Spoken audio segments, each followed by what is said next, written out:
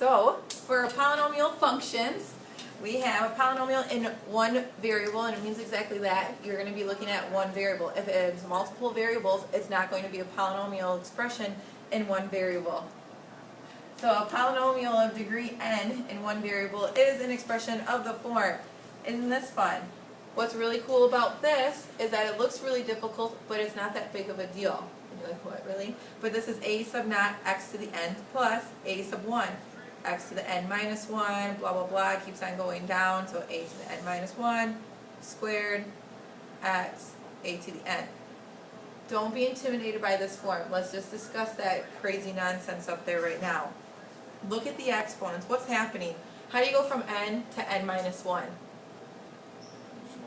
Just subtract 1. So all that this is saying is that you're putting your exponents in descending order. That's what that means, because if you end here, look, we don't know what it really starts with, but we do know that it's going to end up with being our squared term. This one has an exponent of 1. This one doesn't have an exponent, it's just our constant term. That's all that crazy notation is saying up there, is that we don't know what value we begin with. Maybe it's a 5th degree polynomial, so it's going to be an x to the 5th, then x to the 4th, x to the 3rd, and going down the line. But maybe it just starts off with x cubed, and then it's x squared, and x, and a constant term. So that's all that's saying.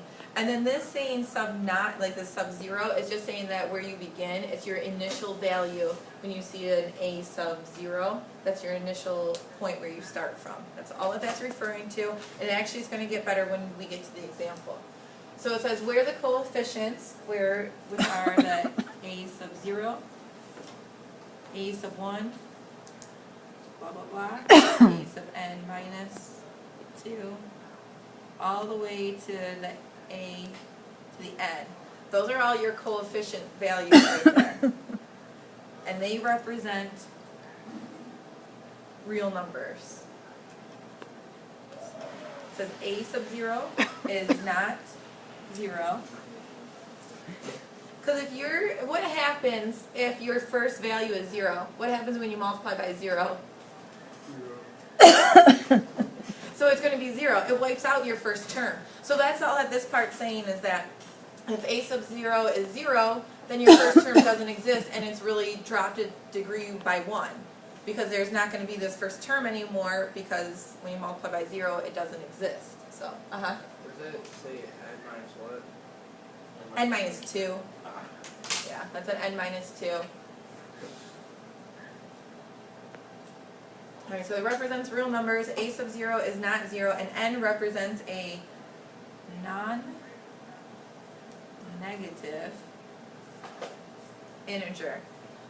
That's mathematicians' funny and silly way of saying that 0 is included. It's 0 and positive integers after you move on from the exponent there. So that's what that's referring to. Okay, and meaning that you wouldn't have anything that has x to the negative 2. Why not? Do you guys recall from Algebra 1 what happens to negative exponents? They don't become 0. You flip them, very good. You take the reciprocal. So we end up with 1 over x squared. And then what's the problem with having x squared in the denominator? Like what can you never have in the denominator? 0 and an exponent, you're right. So like we're not going to be having any zeros in the denominator right there. This would be a bad thing. So this is not going to be something that you see. So that's all that this is saying, that n represents a non-negative integer. It's just referring to it has to be a positive value or 0 for your exponent. Because if you have a negative exponent, you take the reciprocal. Okay, so now let's look at this example and be very careful. You have to take a keen eye on this stuff. I'm going to zoom in on these ones. For this example, first thing you should always look at are your exponents. What do we have happening here? What's that exponent? 5, 4, 3, 2. Do you see an exponent of 1? No. No. So be cautious of that right there. This value right there is skipped. So what does that mean then? So I'm going to say x is skipped. What makes it disappear? What must it have been multiplied by? What's going to make it disappear? 0. 0. So if we had, that must means that the coefficient for our x term is 0. So really, if you wanted to, you could add in a 0x and then that plus 1 at the end. So there's really a 0x term that we have to consider because we're going to write our coefficients in terms of their exponents in descending order, but there's a skip in the sequence. We skip the exponent of 1 and it goes right to our constant. So we have to kind of keep in mind that there's a 0 there.